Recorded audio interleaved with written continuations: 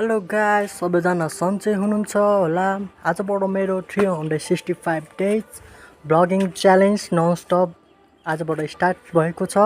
हजुरहरूलाई प्रस्तुत गर्दैछु। सबैजनालाई माया गर्ने होला, साथ दिने होला, धन्यवाद भन्दै आजको ब्लग यहीँबाट सुरु हुँदैछ।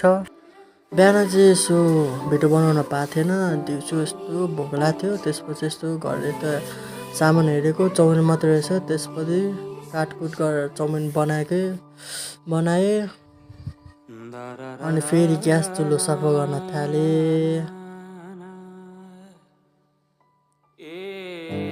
पुरा चम्काइदिएँ मैले ग्यास चुलो होइन। त्यसपछि यसो बाहिर जानु पर्यो भनेर निको लगाएर लगाएको। त्यसपछि म रेडी भएँ बाहिर जानको लागि। फेरि आएँ, खाना रोटी बनाउन थालेँ, आटा मुछेँ। त्यसपछि म रोटी पेल्न थालेँ, पानी परेर हैरान थियो।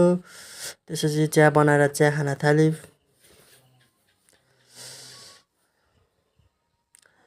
रोटी पेले है।